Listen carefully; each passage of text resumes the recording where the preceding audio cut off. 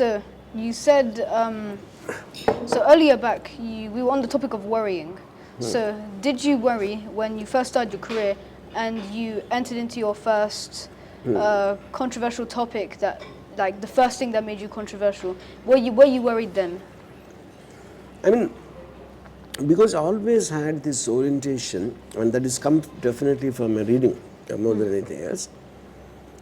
When problems are like, if you think they are there, if you don't think they are there, they are not there.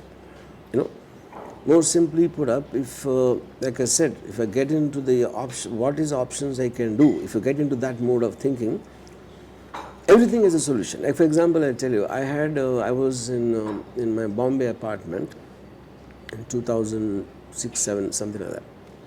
There was an earthquake in Latur district in Maharashtra. You know?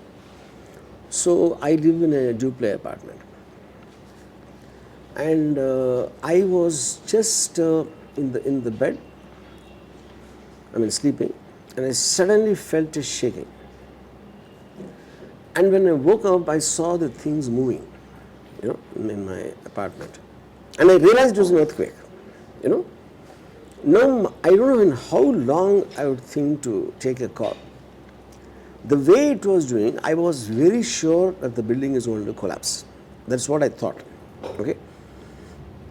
So to jump from the bed and to go out, and this is the 8th floor, for me to reach the ground, it is a hell of a task, and by that time I was very sure it would collapse.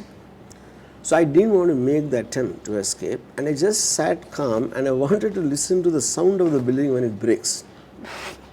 I actually did that. Wow. That is what I mean. When you don't have a solution from the problem, you should accept it and go by whatever happens. Would you say that was the most coherent thing to do in that situation? Yeah, I mean that's the whole point. Like at a certain certain time when I was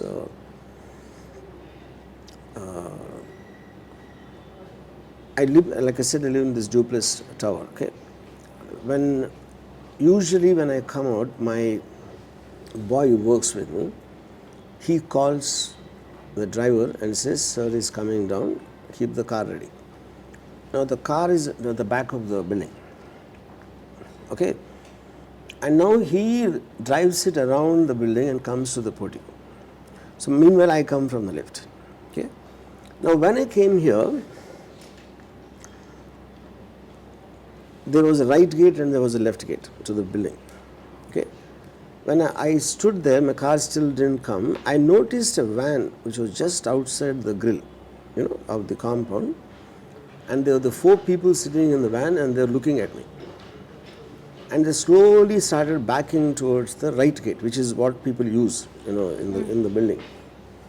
I felt something uneasy seeing them look at me, and I kind of slowly went back, you know, and they went out of my sight because there was a wall blocking, and I saw the watchman asking them something. Well, what are you doing here? No, that's the last thing I saw. Then I came and it was blocked, and then my car came and stood. So then it came forward again. This time the van was not there. Okay, and then I thought maybe it would have further backed. I just imagined something, and I got into my back seat, you know, of the car, and I saw my driver looking to the right at something, and I followed his thing. Now the van is inside the compound now, and the watchman is still asking, what are you guys doing? And they were still looking at me, you know. Then I was sure that they came to kill me. I was very sure. So I either had a choice to jump out of the left seat or the right. See, left, it takes me to the left gate, which most of the time is locked, and the right gate is on the way. If I go run towards the right gate, then they will be in the way, you know. So then I decided to open the right door, which allows me to get back into the building. Okay. Now I did that. I ran out of the right door, and out of my corner of my eye, I saw them getting down from the van. Okay. Now my choice is, once I got in, whether I should get into the elevator or the staircase. Now the elevator, I don't know if the lift is going to be there at the time. Then I will be stopping and these guys will come, you know. Then I took the stairs. After running 3 floors, I mean, I suddenly remember on the 2nd floor there's a friend of mine. Now also it struck me that what if they know my place also, my flat. And right now they know the building. If they knew where on the 8th floor I live, they can come there also. So what's the point in going to my flat?